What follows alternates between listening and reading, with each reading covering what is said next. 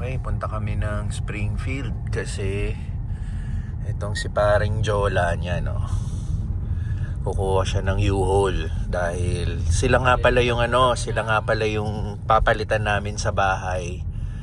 Paalis na sila pa Chicago itong weekend. Sasamahan natin siya kunin yung U-Haul sa Springfield pa kasi wala rito sa Taylorville.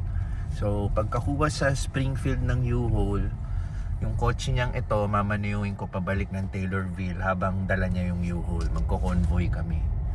Tapos, yung U-Haul nga pala, isang malaking truck siya.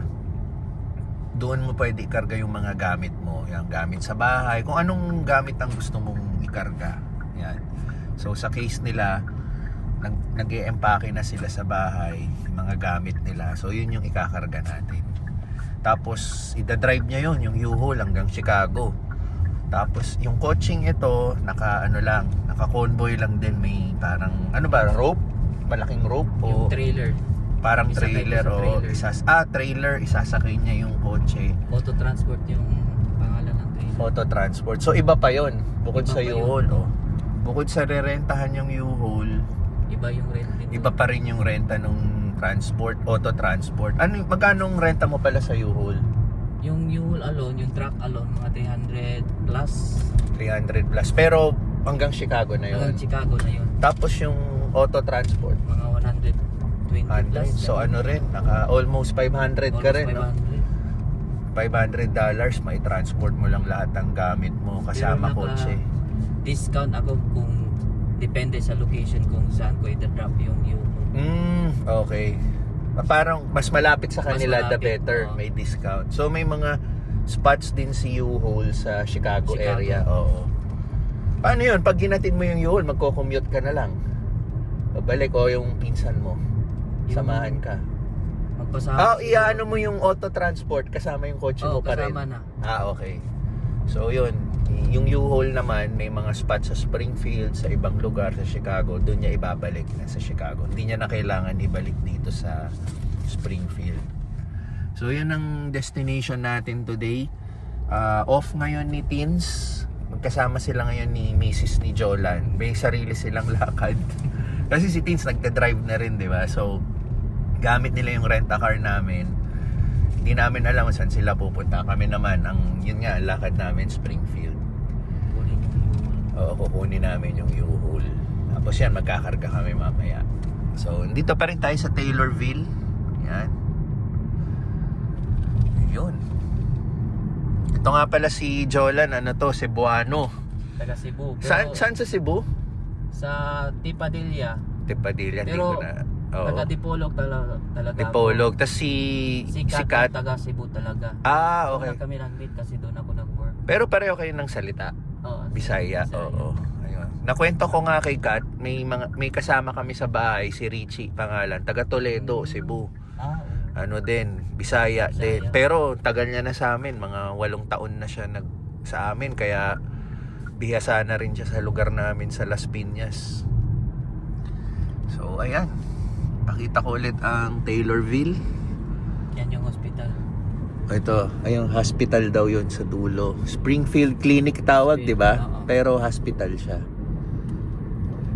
Tapos itong malaking kondong to, parang assisted living. Assisted living, more on mga seniors dyan. Ang ganda, no? Ang ganda ng building. Yan lang yung kaisa-isang building na mataas dito, o dalawa sila. May nakita ako banda dun eh. Parang meron dun dito sa Taylorville, yan. Other than that, wala na. Ito, may bagong construction, no? Ano kaya to, no? Bagong construction. Ayun, no? Ginagawa, oh. Ano kayang establishment yun, no? So, ito ang araw-araw na tinatahak natin sa Taylorville. So, sa mga maraming susunod na vlogs ko, magsasawa kayo sa mga ganitong itsura. More suburbs. Oo. Ito, si Jolan, na sila? Sa urban city na talaga, modern, no? Chicago. Ako, gusto ko ayun, soon naman, mabibisita namin Chicago, magkikita-kita kami. Jola. Talagang sasadyain namin sila dahil silang magpapasyal sa amin. Kabisaduhin nyo muna yung Chicago para alam nyo yung mga shortcut, di ba? Mga daan pa naman doon. Oo, para pag bumisita kami, mabilis tayong kumilos sa mga tourist spots. More kasi Ayan. doon, more on tollway. Puro tollway to. Oo. Kung gusto mo mabilis na Na ano, oo. makalakad, Pero pag destination. ano yan, pag nakabisado mo na yan, yung mga maliliit na kalyeng Oo. shortcut, maalalaman mo na yung mga ano eh. Yung tamang diskarte Tamang ba? diskarte na. Oo. Ganyan naman eh. Kailangan mo munang maeksperimentohan yung mga kalye doon para malaman mo yung ano eh. So ayun, kita-kita tayo sa ano, sa Springfield. Ano muna kami, biyahe muna kami. Yan, tahimik, di ba? Lawak ng lupain talaga ng Amerika eh, no? Lawak. Napakalaki ng Amerika. Isipin mo, Taylorville pa lang to. Maliit na lugar pa lang to sa Illinois. Pero napakalawak. Ayan. Marami na ulit nakikita. Nandito na kasi tayo sa bandang Springfield. So ito mga dealerships mga nakikita natin. So ibig sabihin pag nakikita mo na yung mga ganyan, malapit na rin tayo sa U-Haul. So bilis lang ng biyahe namin. Umalis kami alas 12, 30 minutes. Nandito na kami sa Springfield. Walang ka-traffic. Tuloy-tuloy ang ano. Lapad ng daan. Oo, lalapad talaga na. Dito sa Springfield, malapad daan. No? Sa atin, walang gantong daan eh. Sa Taylorville eh. Yun ang diferensya ni Springfield at ano. Kaya kung nakikita nyo rin yung mga vlogs ko, pag kada off ni Tinsel, dito kami pumupunta. Kasi dito lang kami pwedeng ano eh, yung makita yung mga iba't ibang pwedeng makainan, mapasyalan. Ayun. So ito na.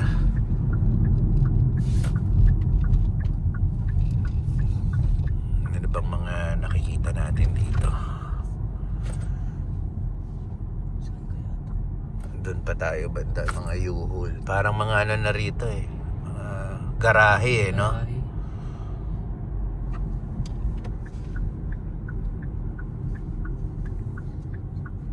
Nandito yung U-Haul. Ayun. Ito ang mga U-Haul trucks. Dito ang kanilang garahe. Yun, nakita nyo na yan. Yan o. Yan ang mga, ito, sample. Pinakitaan pa tayo. Gumaandar ngayon. Yan ang kukunin ni Jolan. drive ko sa Chicago. Oo. Drive mo muna sa Taylorville. Drive ko muna. Tapos Chicago.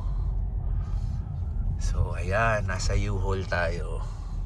Parking. Ito yung $300 plus na renta niya. Hanggang Chicago na. Ang laki rin ng garahe nila, oh. Yan ang garahe. Oo. Tsaka dito talaga yung ano nila, no? Base nila sa Springfield, no? Parang ito. Wala pa At least alam din natin. Malay mo, mag-isip na rin kaming lumipat. Pero matagal pa. At least dito lang siya. Okay. Ayan. Pasok tayo sa opisina ng U-Haul. Dito.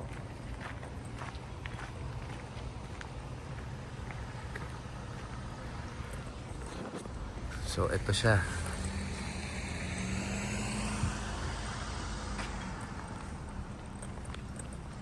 May mga box din pala sila eh, no? Pangkarga mo. Mag-rent na ako ng TV. Yung box ng TV. Oo nga pala, yung TV nyo, no?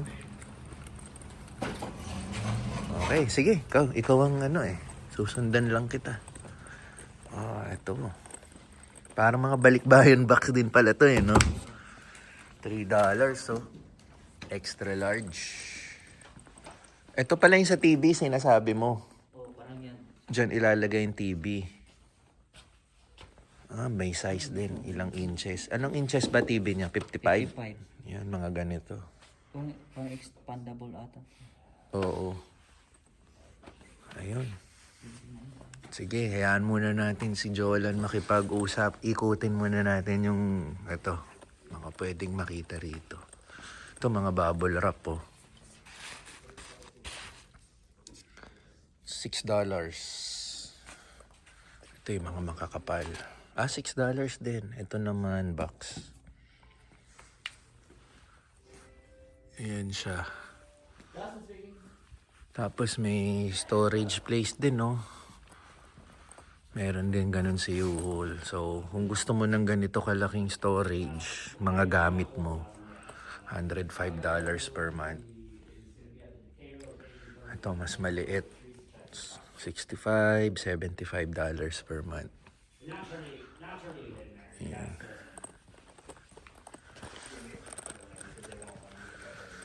Dito naman, mga cart.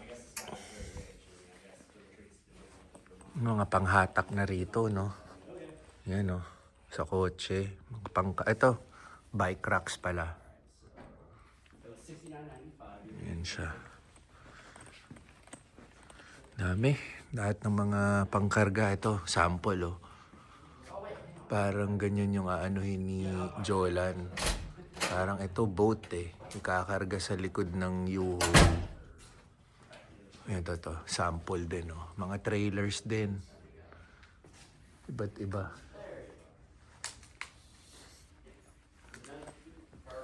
Mga pang travel, no? Ayan siya, oh. Mga pang hatak. Ayun. More boxes dito.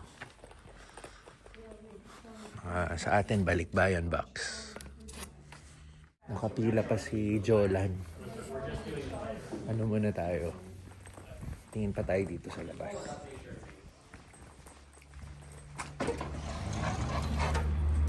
Yung weather pala, 9 degrees.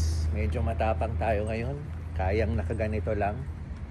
Sana ganito na lang. Huwag nang masyadong lumamig para hindi na tayo jacket. So, ito yung malaking garahe ni U-Haul. Yan, no? Laki, no? Tapos ito, napansin ko rin, no? Moving containers. Ito siguro yung i-attach mo sa U-Haul or sa kotse. Kasi may malaking rito. Yan, no? Hook. Galing, no? May mga ganito dito sa Pilipinas. Meron ba tayong ganito sa Pilipinas na parang kumpanya na nag-o-offer ng ganyang service? Parang more on sa atin yung mga Lala Move, no? I-rent mo yung mga L300. Pero yung mga ganitong kalalaki, hindi ko alam kung meron sa Pinas, eh. Depende pa yan sa size, no? Ito, tamang size. Parang small, medium. Tapos ito, large, lalaki, oh. Ayun. Ito nga, oh. Umaabot pa ng Canada, oh. Manitoba, Canada, di ba? Lugar sa Canada yan, eh.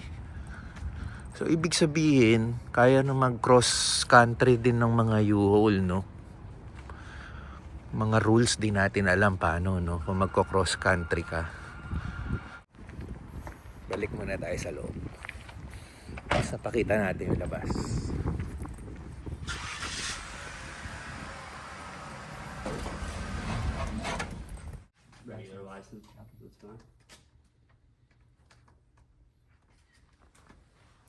So, hinihingi kay Jola ng kanyang US driver's license. Which of course, tama naman. Kasi ito-drive niya yung truck, eh. Kailangan talaga may valid US driver's license ka. So sa case natin, hindi pa pwede dahil wala pa tayo. So ano pala, ito-drive ko yung kotse niya pabalik ng Taylorville. Tapos ito-drive niya na yung truck.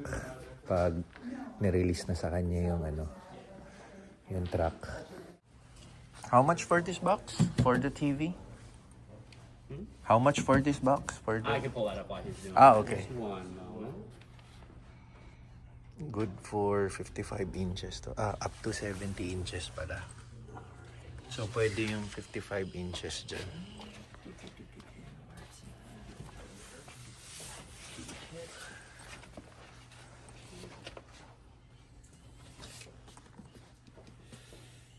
These are $29.95. Oh, So $30. $30 a box. Yeah, $30.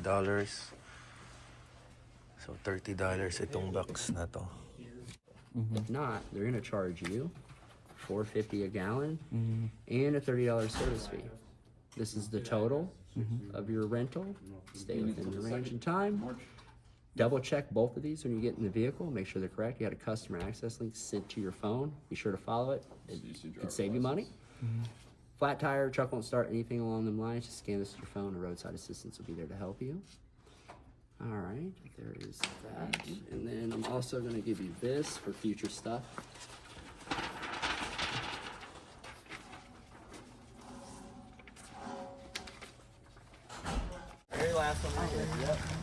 Okay. Ito na yung truck niya. Oh, thank you. Safe drive. Okay, karga natin tong hawak natin. Laki oh. O, videohan mo muna.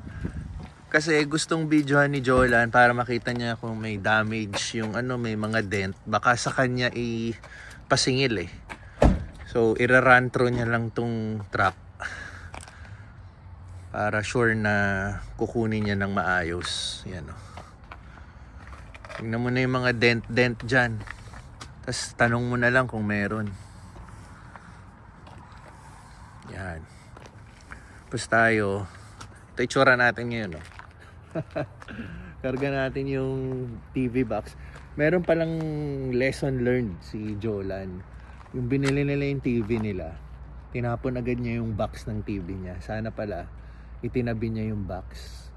So sa mga pagkakataong ito, sa mga moments na ganito, yun, sana pala hindi niya daw tinapon yung box ng TV niya yung pagkabili. Napabili pa tuloy siya nito, which is $30 din. So ayan ha, magbibili kayo ng TV, tabi niyo yung box, baka maisipan yung mag-move out, magagamit niyo yung box ng TV kasi mahirap basta isalpak yung TV, baka masira yung LCD niya or yung ano, kung ano man, di ba? So ayun.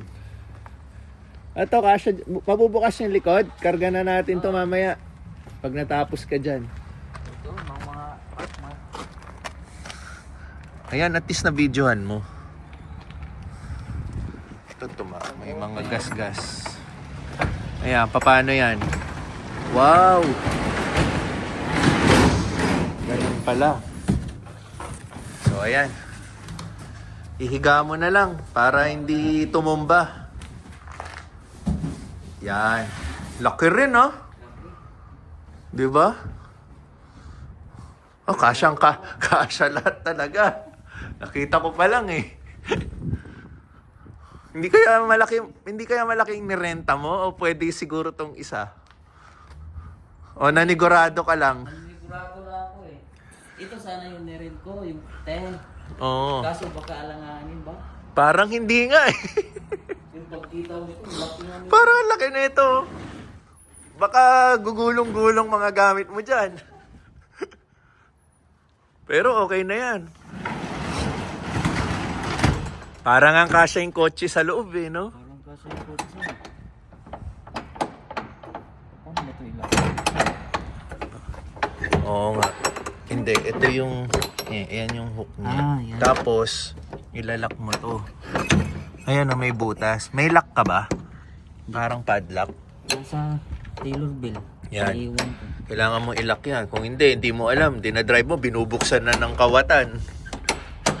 Limas ang gamit mo. Pag nahirapan ka, YouTube lang.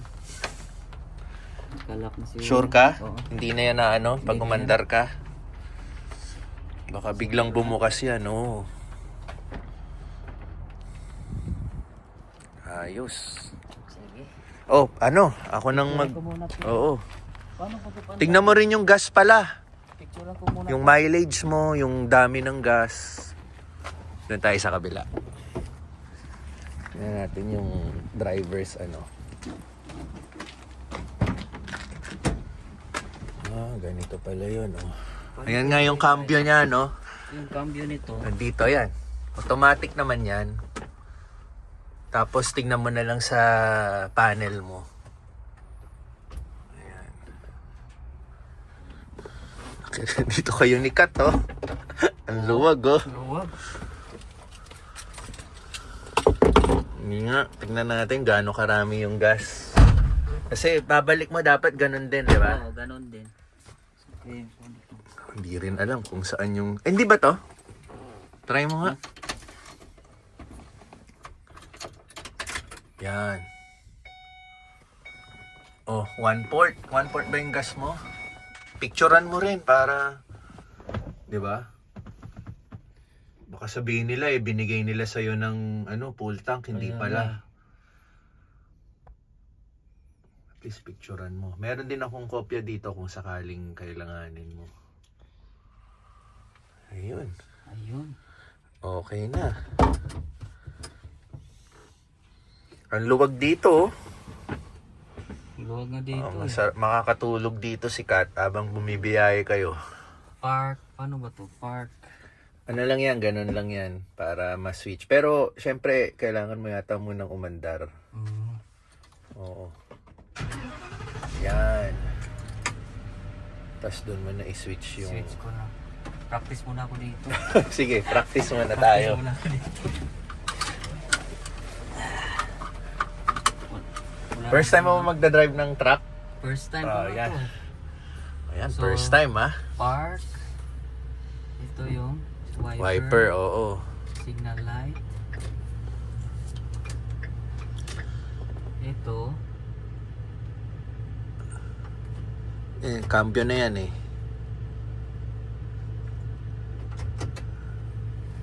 Ano? Hindi ba siya nabababa? Ganon? Wala. Wala. Hindi pa Hindi marunong. ko ako marunong. Matututunan din natin yan.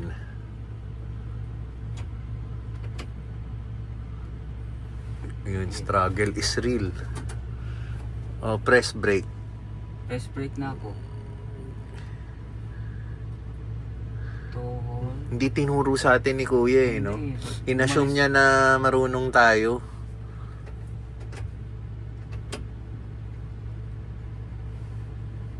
Punta ko kaya si Kuya. Try ko. Ako, try ko.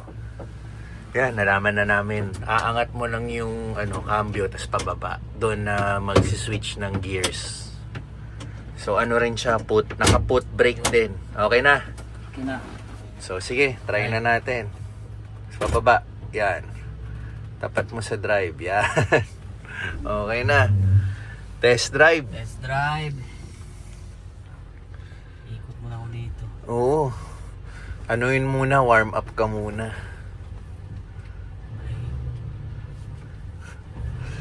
Ayan. First time. Drive ng truck. Pinaban ako dito. Doon tayo ikot. Dahan-dahan lang. Susunod lang ako sa'yo sa likod.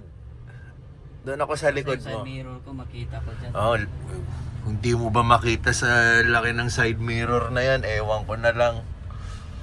Mas malaki pa sa mukha natin eh. Pe, yung gas mo ba, tingin mo aabot naman ng Taylorville yan, no? Abot. Doon ka na magpagas? Doon ako magpagas siguro. Oo. Brake. Sige. Signal light.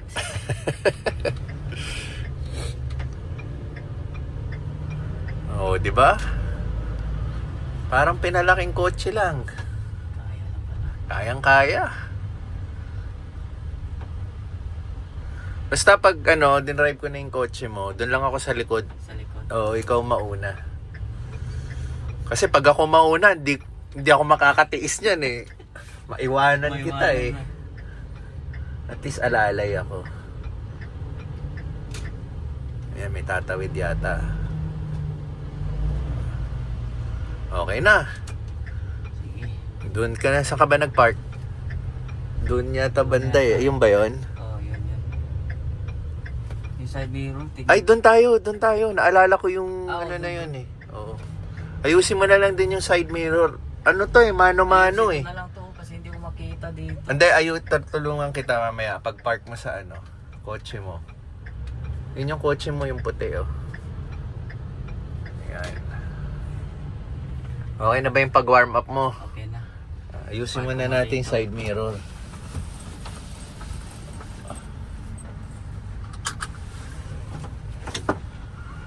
Diyan ka lang para sabihin mo sa akin yung ano.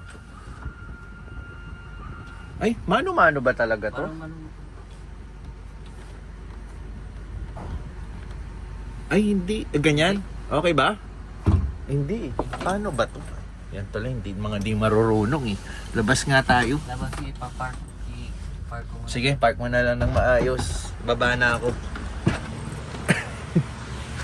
Hirap pag di alam eh. Sure ka, walang nakokontrol dyan?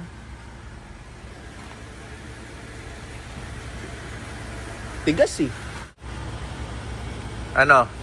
Ang tigas na ito. Dito kasi sa kabila, madali siyang i-adjust. Namumove to eh. Yung kabila, ang tigas.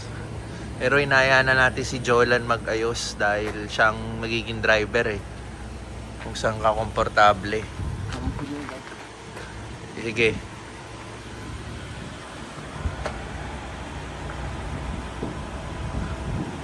Okay? Di pa rin? Dali. Move ko. Okay. Ang hirap i-figure out ng mga kung ano-anong anik-anik doon. So, nandito na tayo sa kotse ni Jolan. Ano yun lang muna natin tong jacket niya. So, ayan siya. Ayan siya. So, magko-convoy lang tayo. Susundan natin siya. Ayun. So, drive muna tayo. Pabalik ng Taylorville.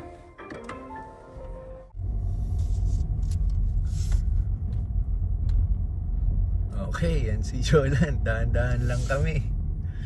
Nangangapa pa rin siya eh. Pero mukhang okay naman. So, sabi ko, dito lang ako sa likuran. Susunod lang tayo sa kanya.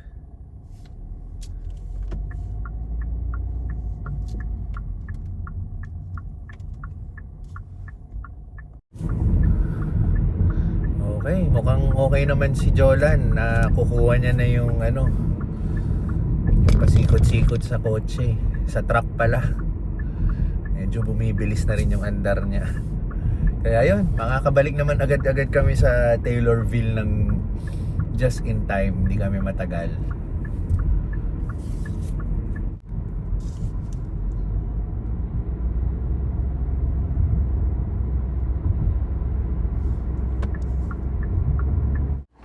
Yan, nakabalik na kami dito sa Taylorville. Kumakain lang kami ng tanghalian.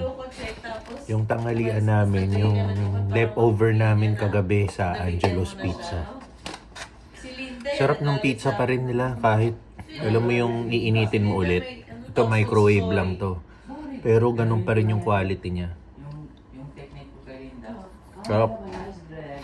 Hindi tulad nung mga ibang pizza sa Pilipinas, di ba? Maging sweet siya. Tinake out mo. Lagay mo na sa rep. Gawan ako ni Linde, ka. Tapos kinabukasan, iinitin mo. Matigas na yung texture niya. Ito, Tatapos ng net. malambot pa rin. Saka sulit. May 12 PM na at 12 midnight na meds yung mga narc. Oo. Lalo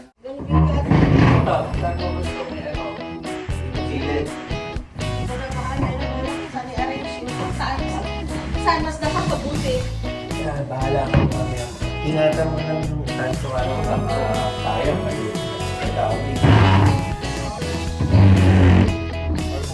May pagtot kayo.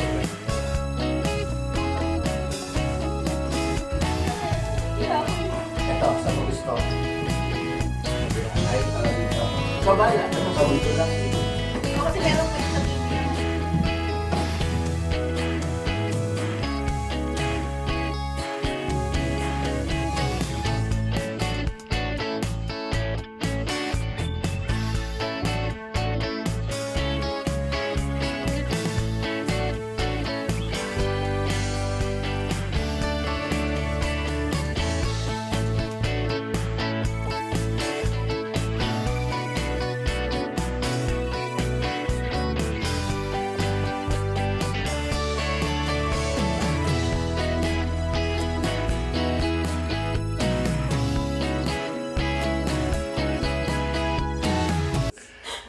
Ayan, TV naman. Ito na yung nabili naming pack sa U-Haul. Dinidisassemble niya lang yung stand para maipasok namin yung TV. Ito na nga pala yung development ng aming pagkakarga. Ayan, si Teens, sarap ng higa. Tulog. Ito na ang naikarga namin. Yan. O, di ba? Ang unang ginawa ni Jolan, pinagpatong-patong niya. Tapos, ang laki na ng space dito sa baba. So, inulit namin, in-unload ulit namin, tapos finlat na namin. Wala nang masyadong nakapatong sa taas at wala na kaming nilagay doon sa taas kasi baka bigla siyang mapapreno. Nako, tatapon yung gamit. At least to, steady siya, stable. Ngayon, kinakalas yung TV. Ayun, kinakalas yung TV para yun na may susunod. Anyway, sa mga susunod na vlog, paglipat namin dito sa bahay, papakita ko yung buong ng bahay, itsura. So for now, teaser lang, di ba? Ito yung ng bahay. Nakita niyo na naman, medyo nag-ikot na tayo, pero pag nakalipat na tayo, may vlog tayo dedicated dito sa bahay.